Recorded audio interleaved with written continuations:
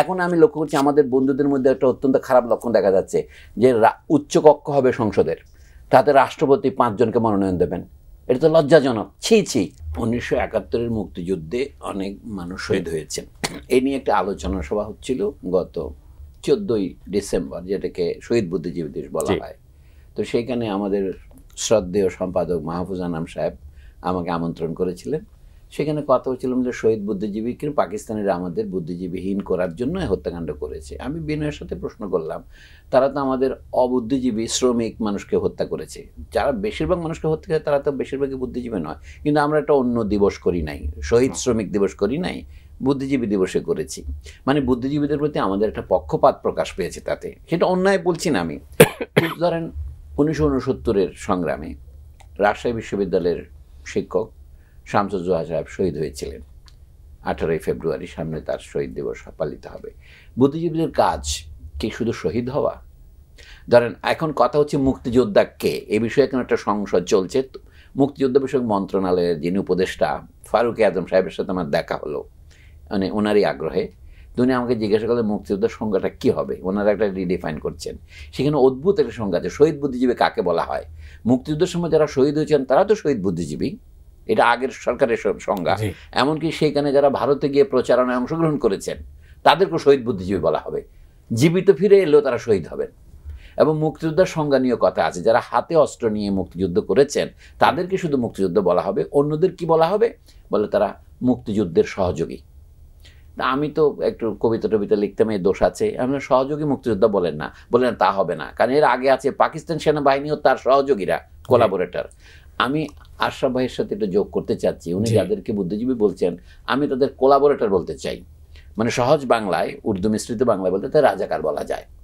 যারা শুধু ক্ষমতার পাশে তার উচ্ছিষ্ট ভোজনের জন্যে তাকে বিবেক বর্জিতভাবে সহায়তা করেছেন, তারা যে শুধুমাত্র ফ্যাকরা হাসি হেসেছেন 153 আসনে আওয়ামী লীগ বিনা প্রতিদ্বন্দ্বিতায় জয়লাভ করেছে 2014 সনে। তারপরে যে প্রধানমন্ত্রীর ভবনে আমন্ত্রিত হয়ে যে আমাদের বুদ্ধিজীবীরা, রামেন্দ্র মজুমদারের মতো একজনের নাম বললাম, আরও বলতে পারেন আপনি, তারা যেভাবে নির্মল হাসি হাসলেন, আপনি বললেন কে যেন বিশ্বসুন্দরী হয়ে যেভাবে হেসেছিল, সুস্মিতা সেন, হ্যাঁ সেরকম।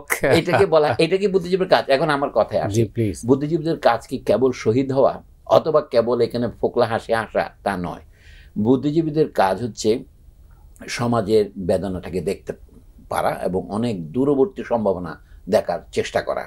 আমরা বুদ্ধিজীবী বলবো তাদেরকেই যারা অনেক দূরে দেখতে পারেন।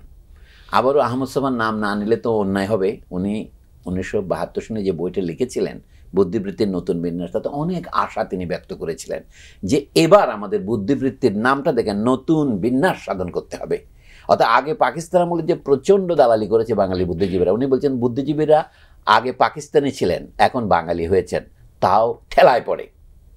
আর বুদ্ধিজীবীরা যা বলতেন তা শুনলে বাংলাদেশ স্বাধীন হতো না, আর এখন যা বলছেন শুনলে দেশের সমাজ কাঠামোর আমূল পরিবর্তন হবে না।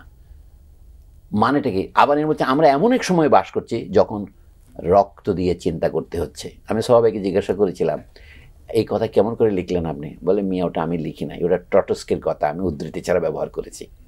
এখন আমাদের রক্ত দিয়ে চিন্তা করতে হচ্ছে। আমার মনে হয় এখন আমরা সেই অবস্থা আছি, আমরা তখন রক্ত দিয়ে চিন্তা করছি, মানে রক্ত দিয়েছি তারপরে চিন্তা করছি। এটা হচ্ছে এই বাক্যের একটা অর্থ। আর হচ্ছে এখন চিন্তার মধ্যে আমাদের রক্তক্ষরণ হচ্ছে। আমরা কি এখন বুদ্ধিবৃত্তির নতুন বিন্যাসের কোনো লক্ষণ দেখতে পাচ্ছি? মানে অর্থাৎ পাকিস্তান আমলে যে দালালিটা হয়েছিল, যেমন শওকত ওসমানের মতো লোক কৃতদাসের হাসি লিখেছিলেন, উনি মনে করছেন বিপ্লবী বই লিখেছেন, এটা পাকিস্তান সরকারের পক্ষে গিয়েছে।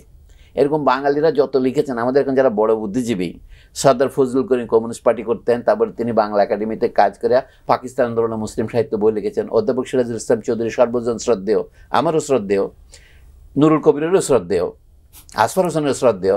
উনি লিখেছেন সাহিত্যে আত্মনিয়ন্ত্রণের অধিকার, 1969 এই বই বেরিয়েছে, ওই বইতেই।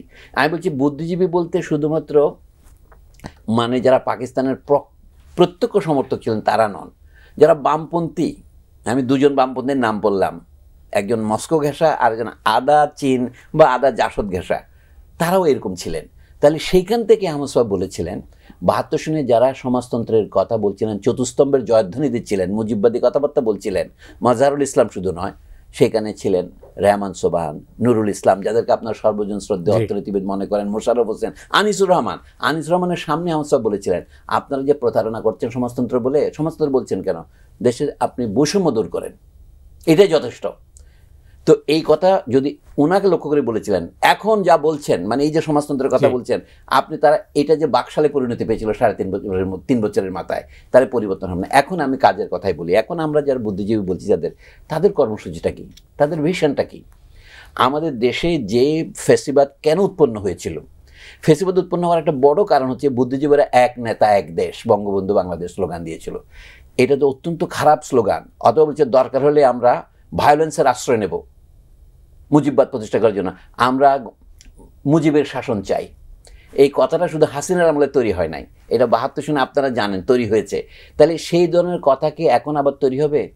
অনুগ্রহ করে কেউ যেন না বলে আমরা এখন মোহাম্মদ ইউনূসের শাসন চাই, এর জন্য কেউ না বলে। আমাদের এটা বুঝতে হবে।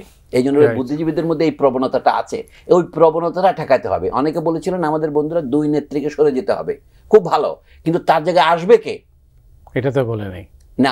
সেটা বোঝা গেল সেটা সেনা সমর্থিত তত্ত্বাবধায়ক সরকার। এখন আমি লক্ষ্য করছি আমাদের বন্ধুদের মধ্যে একটা অত্যন্ত খারাপ লক্ষণ দেখা যাচ্ছে, যে উচ্চকক্ষ হবে সংসদের, তাতে রাষ্ট্রপতি 5 জনকে মনোনয়ন দেবেন। এটা তো লজ্জাজনক। ছি। ব্রিটিশ গভর্নর জেনারেল যে মনোনন্দিত এক্সিকিউটিভ কাউন্সিল অ্যান্ড লেজিসলেটিভ কাউন্সিলে, এবং যেটাকে আমরা বলি যে সেপারেট ইলেক্টোরেট, এটা শুরু হয়েছিল মনোনয়ন দিয়েই 1909 সনে মরলি মিন্টু সংস্কারের সময়। তারপরে মন্টেগো চ্যান্সফোর্ডের সময় এটা নির্বাচনে পরিণত হয়। এটা অত্যন্ত খারাপ পরিণতি পরে বয়ে নিয়ে এসেছিল। তো এখন কি প্রয়োজন পড়েছে? আপনি উচ্চকক্ষ করেন, কিন্তু 5 জন রাষ্ট্রপতির হাতে কেন আপনাকে রাখতে হবে, কোন যুক্তিতে? আমি এখনো পড়ি না, তাদের রিপোর্টটা এখনো প্রকাশ করে নাই, কিন্তু এটা আমার কাছে মনে হচ্ছে আবারও সেই প্রবণতা শুরু হয়েছে।